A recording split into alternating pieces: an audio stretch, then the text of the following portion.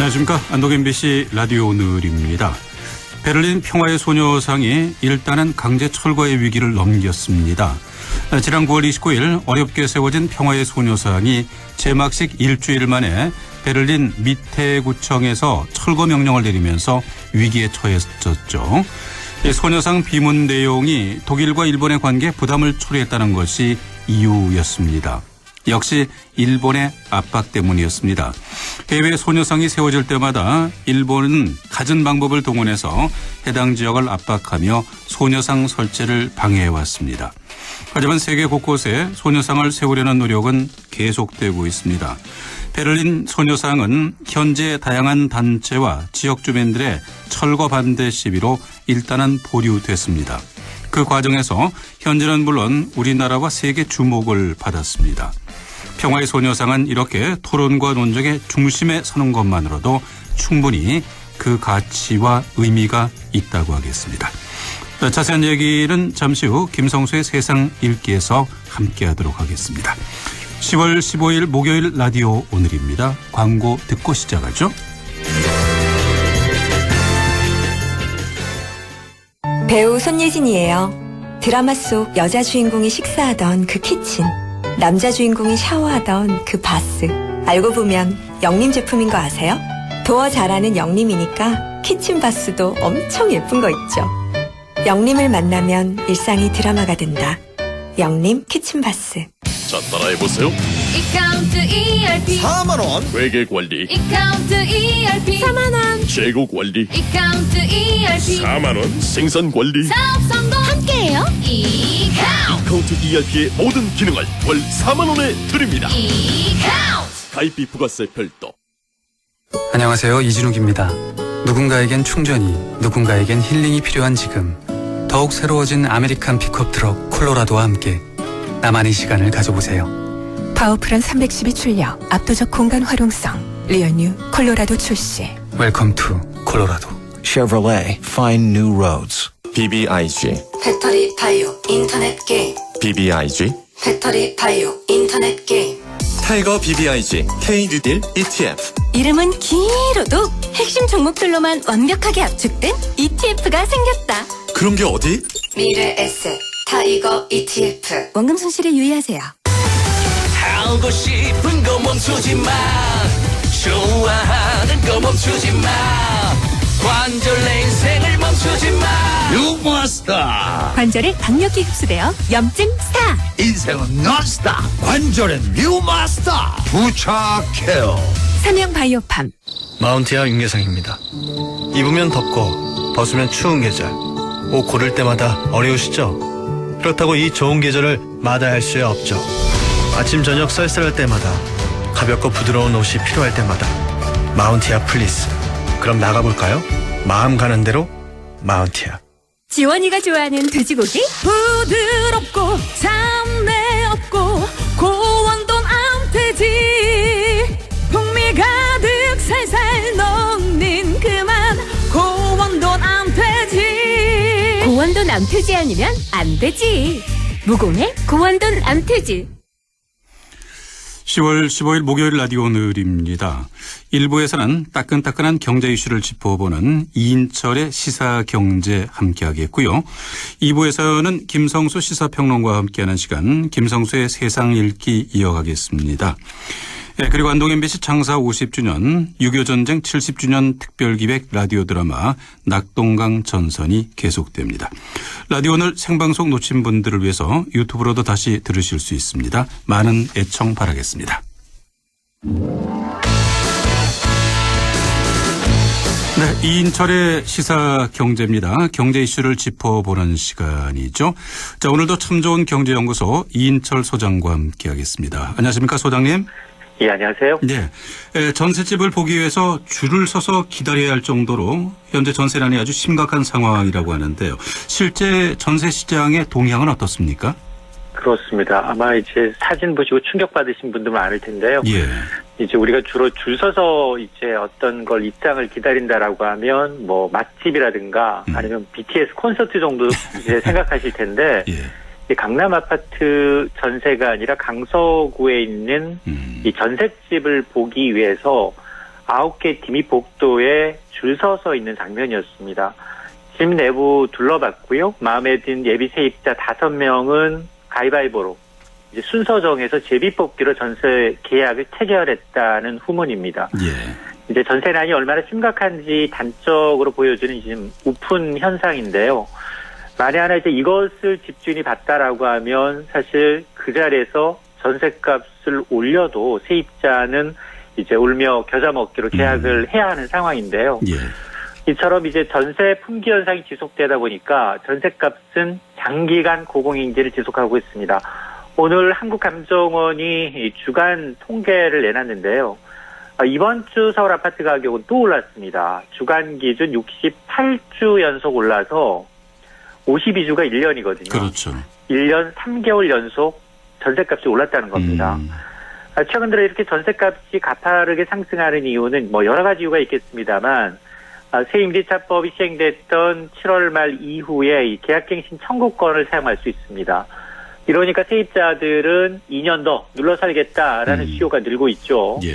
또 집주인 입장에서 보면 이 전월세 상한제가 시행되기 때문에 보증금을 2년에 5%밖에 올릴 수가 없습니다. 그러면 이참에 한꺼번에 4년치 보증금을 올려받겠다라는 겁니다. 여기다 이제 내년부터 시작되는 3기 신도시 사전 청약을 기다리는 대기 수요까지 같이 하다 보니까 예. 지금 뭐 전세 공급은 없는 반면에 늘지 않는 반면에 수요만 가파르게 오르면서 전세 시장 불안이 가중되고 있습니다. 네. 새롭게 시행된 새 임대차 보호법 때문에 그 홍남기 경제부총리도 전세 난민 처지로 전락했다고요? 그렇습니다. 홍남기 경제부총리가 이번 세법 개정안이 이제 직격탄을 맞고 있는 상황인데요. 홍 부총리는 1가구 2주택자입니다. 경기도 의왕시 아파트를 보유하고 있고 세종시 분양권도 갖고 있습니다. 그래서 1가구 2주택 논란 피하기 위해서 지난 8월에 경기도 의왕시에 있는 자신의 집을 매각을 했습니다. 계약금을 받았는데 문제는 2개월이 지난 지금도 소유권 이전 등기가 마무리되지 않았습니다. 이유를 따져봤더니 매매 계약 당시에는 이 집을 비워주기로 했던 임차인이 마음을 바꿨습니다. 더 살겠다. 2년 더 살겠다라고 하고 계약갱신 청구권을 행사한 겁니다. 주택 매수하신 분은 실거주 목적이라 하더라도 이게 등기 이전 상태이기 때문에 기존 세입자의 권리가 우선합니다. 예. 더 큰 문제는 지금 서울과 세종시를 오가면서 이제 업무를 보다 보니까 마포구에 전세를 살고 있는데 전세 만기가 내년 1월입니다. 집주인이 실거주를 이유로 세입자이었던 이 홍남기 경제부총리에게 직접 들어와 살겠다라고 통보를 했습니다. 그런데 이 홍 부총리가 아파트에 전세 들어올 당시만 하더라도 6억대였던 전세 시세는 현재 9억 원입니다. 아무리 뭐 홍 부총리의 뭐 연봉이 1억 원이 넘는다 하더라도 인근에서 같은 가격을 주고는 뭐 낡은 아파트로 이사를 하거나 아니면은 매물조차도 지금 없는 상황이어서 지금 뭐 이도저도 어려운 상황인데요. 이렇게 매매와 전세에서 모두 바뀐 임대차법 때문에 경제 수장인 이 홍 부총리가 지금 뭐 국정감사에서도 이제 관심이 대상이 되고 있습니다. 예. 정부는 내년부터 신혼부부 등 젊은 층의 내 집 마련 기회를 확대하기 위해서 그 청약 자격 요건을 완화하기로 했다면서요? 그렇습니다. 이 30, 40대의 이제 청약제도의 불만이 뭐냐, 이 가점제로는 도저히 당첨권에 들지 못한다는 겁니다. 예. 그림의 떡이어서 최근에 이제 서울과 수도권 평균 청약 가점 당첨권이 되려면 60점에서 70점대가 돼야 됩니다. 84점 만점이지만 자녀수 무주택 기간에서 상대적으로 좀 불리한 젊은 층의 경우에는 정말로 청약시장에서 그동안 철저히 소외되어 왔습니다. 예. 자, 이런 불만을 반영해서 정부가 이 공공주택뿐 아니라 민간주택에도 특별 공급 물량을 늘리겠다는 겁니다. 신혼부부 이제 이 특별 공급 물량의 경우에는 이렇게 가점제가 아니라 추첨제로 당첨자를 선정하는 방식이기 때문에 그만큼 기회가 더 늘어납니다.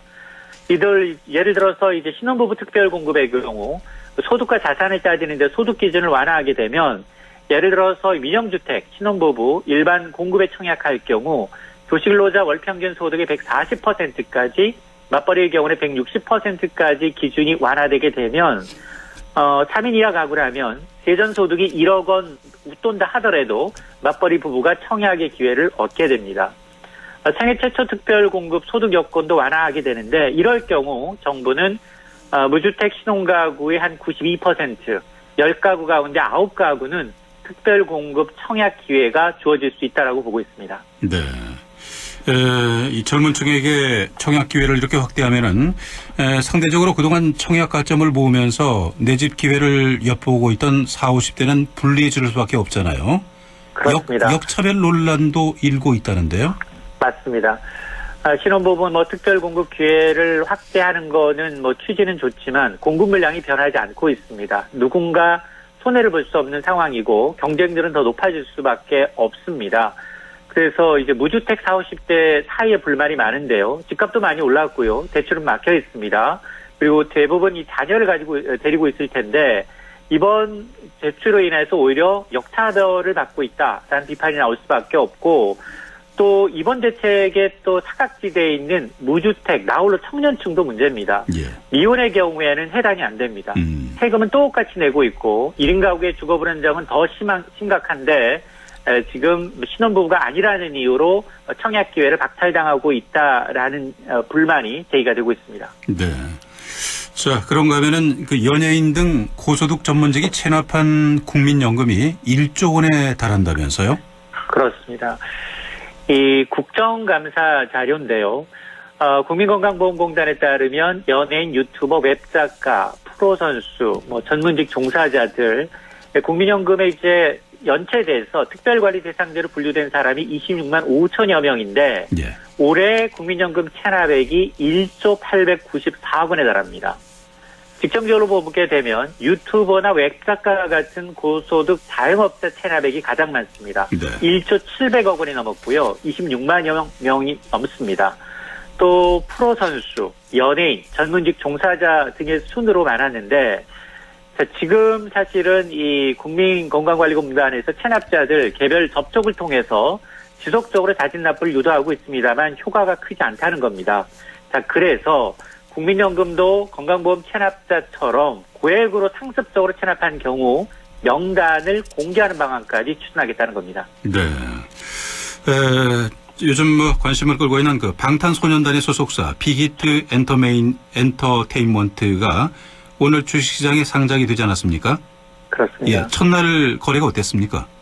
오늘 개장초 상한가를 주로 출발을 했는데 예. 결국 지키지 못하고 증시를 마감했습니다. 오늘 상장과 동시에 이른바 따상이라는 공모가 대비 2배로 시초가를 형성한 뒤에 상한가를 기록하면서 한 주당 35만 1,000원까지 기록했습니다. 예. 그러나 오후 들어서 차익 매물이 나오면서 하락하기 시작하더니 결국 4% 넘게 하락해서 25만 8,000원으로 장을 마감한 겁니다. 자, 그러면 이전에 SK바이오팜이나 카카오게임즈와 같은 따상 이외에 지속적인 상한가를 기록한 것과는 좀 대비가 되는데요. 예. 그러나 이제 빅히트 하락은 어느 정도 예상된 측면이 있습니다. 일단 공모 가격인 13만 5천 원이 상당히 좀 고평가되어 있다라는 이 분위기고요. 예. 특히 빅히트는 BTS의 매출 의존도가 너무 높습니다. 그렇죠. 90% 가까이 되고요. 자, 그러다 보니까 실제 오늘 따상을 기록하면서 오전에 빅히트 시가총액이 무려 12조 원대를 기록하면서 삼성생명 등과 비교되기 시작했습니다. 코스피 27위권 내에 등극을 했는데 어쨌든 오늘 4% 넘게 빠지면서 이제 추가 주가 전망에 대한 불안감은 커질 수밖에 없는데요. 그럼에도 불구하고 방시혁 의장의 주식 가치는 종가 기준 3조 1,300억 원을 넘어서 주식 보호, 국내 주식 보호 6위에 기록이 되고 있고요. 네. 방탄소년단 멤버 7인 역시 한 명당 무려 176억 원의 주식 부자 대열에 합류를 했습니다. 네. 대단한 기록이 또 나올 것 같아요. 자, 경제 이슈를 짚어보는 시간 시사경제였습니다. 오늘도 참 좋은 경제연구소 이인철 소장과 함께했습니다. 감사합니다. 네, 고맙습니다. 네, 라디오 오늘 1부는 여기까지고요. 잠시 후 2부에서 뵙겠습니다.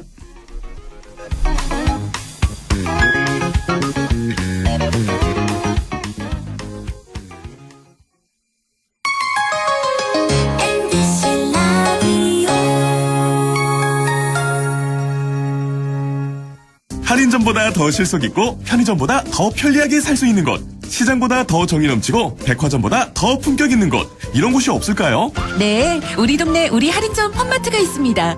지난 25년간 항상 고객과 함께한 홈마트. 용상점, 자이점, 신용주점, 사천점에서 새롭게 고객님께 다가갑니다. 홈마트. 선생님, 전 보건의료인이 꿈인데 좋은 고등학교 있나요? 잊고 말고 안동의 보건간호 특성화 학교인 예일메디텍 고등학교가 있지. 예일메디텍 고등학교는 남녀공학으로 보건간호과 2개 반을 모집한단다. 남들보다 일찍 준비한다면 너의 꿈에 날개를 단 거지. 예일메디텍 고등학교. 안녕하세요. 최하정이에요. 함께 만드는 외출 생활 백신. 오늘도 많은 분들이 사연 보내주셨네요. 뒷자리 1339님. 천리길도 빈틈없는 마스크 착용부터. 아이디 회의왕님.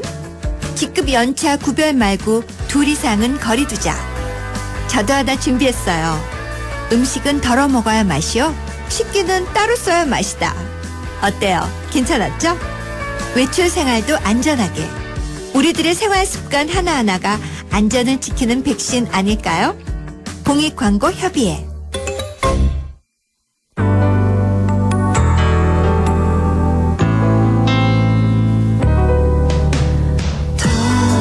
어렵던 날도 많았죠.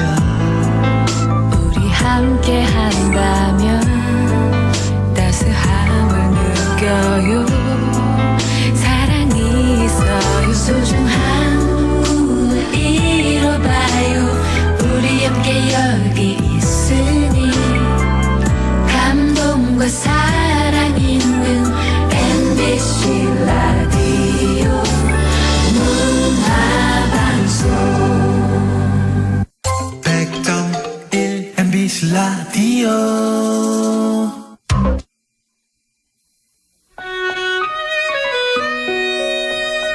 네, 노래 한 곡 듣고 이어가겠습니다. 임영웅입니다. 이제 나만 믿어요.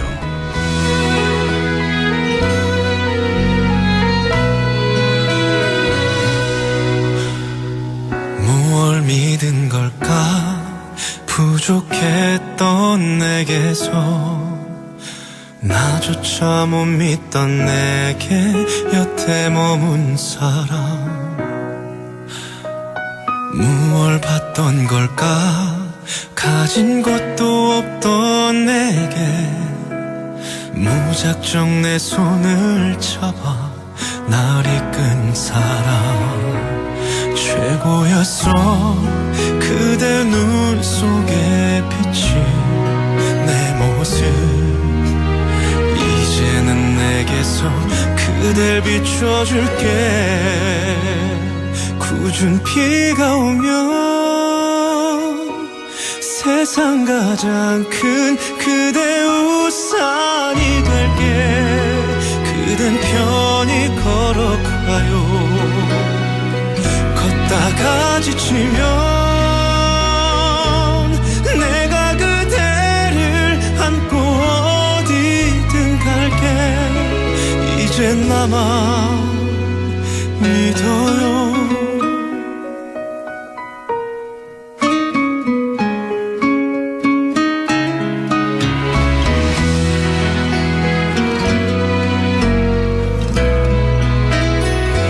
나만 두고 가던 나만 스쳐간 해묵이 모여 그대가 되어서 내게 와준 거야.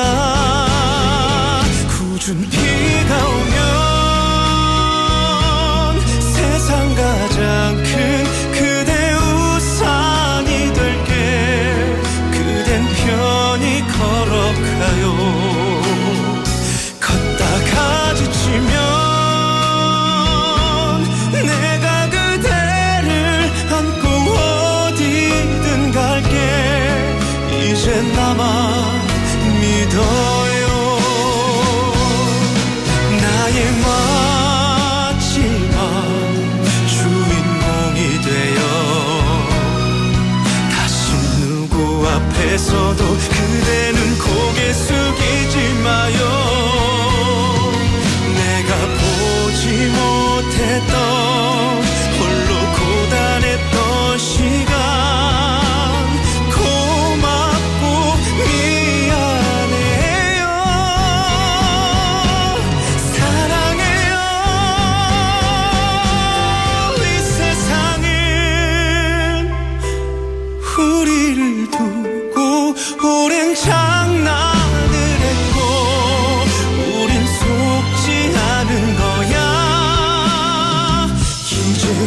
울지 마요. 좋을 땐 밤새도록 마음껏 웃어요. 전부 그대 거니까. 그대는 걱정 말아요. 이제 나만 믿어요.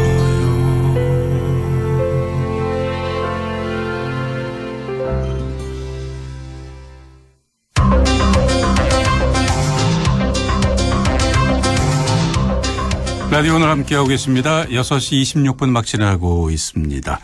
자, 계속해서 김성수의 세상 읽기 함께하겠습니다. 자, 오늘은 평화의 소녀상에 관한 얘기 나눠보도록 하죠. 김성수 평론가와 함께하겠습니다. 안녕하십니까? 안녕하세요. 김성수입니다. 네. 자, 독일 베를린 거리에 설치된 평화의 소녀상 오늘 얘기 함께할 텐데요. 일단 철거 위기는 넘겼다고요? 예, 정말 다행인데 사실은 많은 국민들이 가슴을 졸이면서 베를린은 굉장히 상징적인 공간이잖아요. 예. 이 베를린에 설치되어 있는 소녀상이 일본 정부의 그런 압박에 의해서 철거되는 건 아닌가 그런 걱정들 하셨는데 일단은 철거 시한이 어제까지였거든요. 예. 어제까지였는데 더 이상 철거를 진행하지 않겠다는 밑에 구청의 보도와 발표를 13일 현지 시간으로 13일 날 받게 된 겁니다. 이 보도 자료에서 그 코리아 협의회라고 하는 그런 시민사회 단체가 소녀상을 설치한 주체거든요. 예. 이 코리아 협의회의 이익과 일본 측 간의 이익이 공정하게 다뤄질 수 있는 절충안을 마련하고 싶다. 관련된 모두가 공존할 수 있는 방법으로 기념물을 설계했으면 좋겠다. 이렇게 얘기하면서 시간과 장소 이유를 불문하고 무력 충돌 과정에서 발생하는 여성에 대한 모든 형태의 성폭력을 규탄하는 입장이다라는 걸 밝혔어요. 예. 이렇게 돼가지고 어떤 의미에서는 지금 미테구 쪽에서 이 소녀상의 의미를 더욱더 미테 구민들뿐만이 아니라 독일 전체 시민들에게 알리는 역할을 하게 됐다라는 평가까지 나오고 있는, 그래서 전화위복이 됐다는 평가까지 나오고 있는 그런 상황이 됐습니다. 네. 일본의 의도와는 전혀 다른 쪽으로, 좋은 쪽으로 이제 좀 된 거군요. 예. 자, 밑에 구청장이 이례적으로 소녀상 철거 반대 집회에 직접 나와서 철거와 관련된 오해에 대해서 해명을 했다면서요? 맞습니다. 사실 그 밑에 구청장인 다셀이란 분이 직접 시위에 참여를 했는데요. 이게 이제 사실은 독일에서는 굉장히 이례적인 일이 벌어진 겁니다. 다른 나라와 함께 연대하면서 다른 나라의 피해자를 기억하는 소녀상이 베를린에 설치된 것 자체가 되게 이례적이잖아요. 예. 그런데 이 소녀상에 대해서 일본이 어떻게 시비를 걸었냐면 이게 민족주의적인 발상이고 일본에 대해서 일방적인 한국의 주장만을 담고 있는 소녀상이다. 그러니까 철거해야 된다. 이런 식의 핑계를 댔거든요. 네. 그런데 독일 같은 경우는 어떤 특정 민족의 이익을 우선해 이렇게 존재하게끔 생각하는 것을 굉장히 싫어합니다. 그게 바로 나치주의로 이어졌기 때문이거든요. 그래서 이런 설득이 먹혔던 거예요. 그런데 이번에 미테구청장이 직접 이런 시위에 나와서 해명을 하게 됐던 것은 이 시위 자체에 독일 시민들이 엄청나게 많이 참여를 해준 거예요. 예. 그래서 400여 명이 모였는데 거기서 300명이 넘는 독일 시민들이 같이 오다 보니까 굉장히 그쪽에서는 큰 일이 된 거고요. 그러면서 이분이 또 녹색당 소속인데 녹색당이 이제 지구 환경이라든가 또 인권이라든가 이런 문제에 대해서 굉장히 진보적인 견해를 보이는 당이거든요. 예. 근데 여기서 일본으로부터 독일의 압력이 들어와서 또 그 독일의 정부의 압력에 의해서 지금 이 상이 철거된다라고 하는 그런 소문이 퍼지니까 독색당의 입장에서도 이런 그 결정을 유지시키기가 어려워진 거죠. 그래서 지금 현재 코리아 협의회가 제안을 한 그 가처분 신청, 철거 명령을 내렸지만 그 명령에 대한 행정적인 논박을 해보겠다고 하는 그런 가처분 신청을 지금 냈는데 그 가처분 신청을 법원이 이제 평가할 때까지 아무런 그 철거 조치를 취하지 않겠다라고 약속을 그 시민들 앞에서 직접 하게 된 것입니다. 네. 자, 일본의 로비가 있었다는 사실은 이미 일본 신문이 보도한 바 있다면서요? 사실 독일 시민들이 이렇게 결집을 하게 된 아주 구체적인 원인은 바로 일본 산케이 신문의 보도 때문이었다고 볼 수 있습니다. 예. 사실 산케이 신문이 지난 10일 대서특필을 했어요. 일본 정부가 독일에서 한국의 반일 전략이 통과되는 것을 막았다라는 식으로 이제 보도를 하면서 일본의 그 외무상이 모테기 도시미스라고 하는 사람인데 이 외무상이 직접 하이코 마스 독일 외무장관한테 전화 통화를 해가지고 거기서 이제 이게 민족주의적인 발상이라고 하는 사실과 더불어서 이제 그 한국에 이 소녀상 설치를 주도하고 있는 그런 단체가 회계 부정이 있는 그런 신뢰하지 못할 만한 단체다 이렇게 얘기까지 하면서 설득을 해서 결국은 소녀상의 그 철거를 이끌어냈다라고 대서특필한 거거든요. 예. 이렇게 되다 보니까 이 문제는 사실 시민사회단체와 시민사회단체끼리 서로 협약을 하면서 자발적으로 이렇게 일궈낸 일종의 의사표현 아닙니까? 그런데 이거를 일본 정부가 독일 정부에게 압력을 넣어서 독일 정부가 그걸 받아들였다는 식으로 이해를 할 수밖에 없잖아요. 네. 독일 시민들이 화가 난 거죠. 아니 도대체 독일 정부가 뭐 하길래 일본의 이러한 그 압박에 굴복을 했느냐. 그리고 더군다나 이 범죄를 보니까 일본이 2차 세계대전의 전범 국가로서 한국을 침략해서 예. 거기서 소녀들을 끌고 가서 강제로 성노예로 삼았던 그 범죄를 인정하지 않기 때문에 벌어진 일인데 그것을 추악한 범죄를 덮으려고 하는 것에 독일 정부가 손을 들어준 거 아니냐 이러면서 분노를 한 겁니다. 예. 그래서 결과적으로는 독일의 그 전반적으로 소녀상의 의미와 또 일본의 추악한 전쟁 범죄를 다 알리게 된 상황이 되어버려서 네. 산케이 신문이 열심히 자축을 했지만 결과적으로는 굉장히 본인들에게는 불이익으로 작용하는 그런 자충수를 뒀다 이렇게 평가되고 있습니다. 예. 자, 이 같은 일본의 보도까지 나오니까 독일 내에서 반대 여론이 들불처럼 일어나기도 했고요. 우리 국민들도 반대 청원 운동을 벌였는데요. 평론가님도 서명에 참여했다면서요?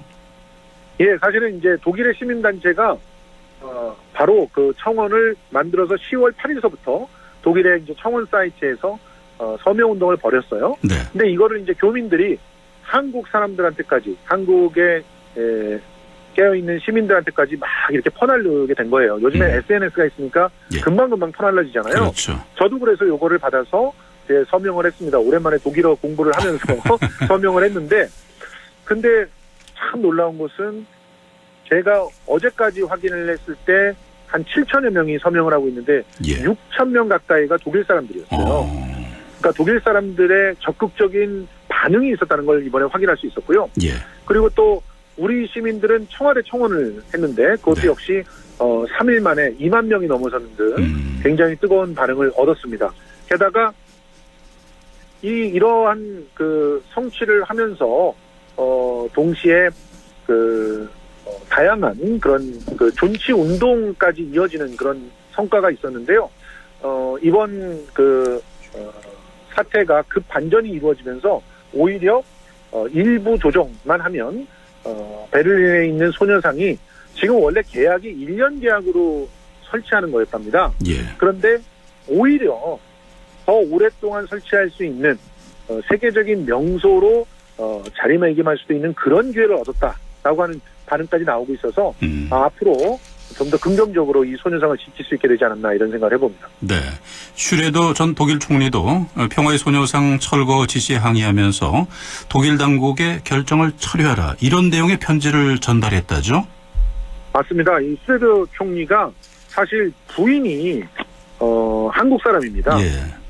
지난 2018년에 결혼을 한 걸로 알고 있는데요. 그러니까 이렇게 결혼을 하게 되면서 사실 한국에 와서 그 위안부 피해자들 직접 만나기도 했던 분이에요. 네. 그래서 이번 일이 벌어지자마자 바로 서한을 공개 서한을 보내가지고 일본 정부의 잔인한 그 전쟁 폭력의 역사를 청산하기는커녕 침묵하도록 압박하는 그런 처사의 규탄을 보내면서 베를린 밑에 구청이 독일 외교부의 지지를 받는 것으로 보이는 일본의 압력에 굴복하지 않기를 바란다라고 이렇게 강조를 했습니다. 네. 그래서 독일 내에서 지식인들이 더욱더 이 문제를 적극적으로 이제 고민하는데 큰 역할을 했다 이렇게 평가를 할 수 있겠습니다. 네. 현재 시민단체와 또 시민들, 정치인들까지 강력하게 반발하자 입장의 변화를 준 것이다. 이렇게 보면 될까요? 맞습니다. 특히 이제 이 밑에 구청장의 어떤 인식의 변화는 독일 내에서 정치권까지 움직이게 된 이 슈레더 총리 같은 경우도 전직 정치인이고 지금도 굉장히 영향력이 있는 분이거든요. 근데 이런 분이 움직이면서 독일의 그 사회민주당이라든가 그리고 또 지금 녹색당이라든가 이런 정당들이 적극적으로 반응을 하기 시작했거든요. 예. 그러다 보니까 이제 신경을 쓰지 않을 수 없었던 것이죠. 이번 그 성취는 어떻게 보면은 이 위안부 피해자 운동에 대해서 한국의 정의기억연대가 지속적으로 지금까지 벌여온 보편적 전쟁 문제 그리고 그 전쟁에 있어서의 여성과 아이들의 인권의 침해 문제 이 문제로 다루려고 했던 것이 제대로 효과를 발휘한 그런 사례가 되고요. 더불어서 시민사회단체들끼리의 문제를 정부가 개입하게 됐다간 역풍이 불게 된다는 것을 다시 한번 확실히 보여준 그런 사례여서 앞으로 정의기억연대의 이런 지속적인 활동에 대해서 더욱더 관심을 가지게끔 된 그런 사건이라고 볼 수 있겠습니다. 네. 베를린의 소녀상은 그 함께 설치되어 있는 비문을 수정해서 존치하는 방향으로 타협이 이루어질 수 있다는 그런 관측이 나오고 있는데요. 이 네. 비문이 뭔데 소녀상을 철거할 만한 그런 트집거리가 된 겁니까? 애초에 그 소녀상 자체를 설치하는 것은 미테구하고 협의가 다 됐던 사항인데요. 예. 아마도 이 비문을 일본 정부가 꼬투리를 잡았던 것 같습니다. 그러니까 소녀상을 설치한다는 건 설치한다는 거지만 이 예. 비문에 제 두 문장이 적혀 있거든요. 이 소녀는 일본의 전쟁 범죄에 의해서 이런 성적인 어떤 피해를 당한 사람을 기리기 위해서 만든 것이다. 이렇게 써놨는데 이 비문이 일방적인 주장을 담았다는 거예요. 그리고 이거는 민족주의적인 그런 작태다라는 그런 꼬투리를 잡았던 건데 그래서 이제 비문을 이제 좀 더 자세하게 쓸 수 있는 가능성이 생겼습니다. 그래서 이렇게 짧게 적어놓는 것이 아니라 좀 더 이 위안부 피해자가 어떻게 발생을 했고 실제로 독일에서도 이런 위안부 피해자가 있지 않습니까? 네. 그래서 보편적인 전쟁 범죄 피해를 입은 사람들에 대해서 언급을 해놓는 그런 방식으로 비문이 수정될 가능성이 있고요. 그렇게 수정이 된다면 오히려 이곳이 명소가 될 수 있는 그런 가능성이 열려서 더 오랫동안 이 베를린 미테구에 소녀상이 남아있을 수 있는 그런 가능성도 생겼다고 볼 수 있습니다. 네. 그러면 우리는 이 소녀상을 어떻게 지원할 수 있을까요? 이곳을요, 베를린에서 꼭 가볼 만한 그런 관광 명소로 시민들이 직접 만들면 어떨까 하는 생각이 듭니다. 예. 사실 정부는 적극적으로 나서기가 굉장히 어렵거든요. 이번에도 그 독일 시민들이 굉장히 자존심이 상했던 게 일본 정부가 나서서 독일 정부에 압력을 넣었다는 사실이 도무지 불쾌한 거거든요. 예. 근데 일본은 어떻게 측면 지원을 하고 있냐면 베를린하고 동경이 서로가 자매 결연을 맺었고요. 이 미테구하고 또 신주쿠 그 스트리트 신주쿠가가 서로 자매 결연을 맺었어요. 네. 이런 자매 결연의 형태로 자국 내의 위상을 베를린에서 관철시키려고 하는 노력, 이런 노력들을 우리 정부라든가 우리 지자체들도 신경을 써야 될 것 같고요. 네. 그리고 시민들이 적극적으로 이렇게 그 소녀상의 존재를 알리고 또 그런 소녀상을 꼭 한번 가서 만나보라고 제안을 하고, 그러면서 더불어서 전쟁 범죄에 대해서 우리가 경각심을 갖자는 그런 운동을 함께 벌여나간다면 소녀상의 의미가 더욱더 강화되고, 베를린에서는 싫어할 이유가 없죠. 예. 이런 의미 있는 관광 명소가 생긴다고 한다면 충분히 더욱더 자발적으로 가꾸게 되는 그런 공간이 되지 않을까, 이렇게 생각을 해봅니다. 네. 김성수의 세상 읽기, 오늘은 베를린 평화의 소녀상에 관한 얘기를 나누어봤습니다. 김성수 시사평론가와 함께했습니다. 감사합니다. 고맙습니다. 네, 계속해서 날씨 알아보겠습니다. 김도연 씨. 네, 낮과 겨울 채비에 들어가면서 만들어내는 게 바로 단풍인데요. 꾸준히 내려오는 찬 공기가 우리에게도 겨울 채비를 하라고 알리는 것 같습니다. 가을도 이제 얼마 남지 않은 것 같습니다. 날이 부쩍 추워지면서 이불 밖으로 나오기가 참 어려워지는 것 같은데요. 북서쪽에 찬 공기가 한반도로 밀려 내려오면서 기온이 이렇게 계속 내려가고 있습니다.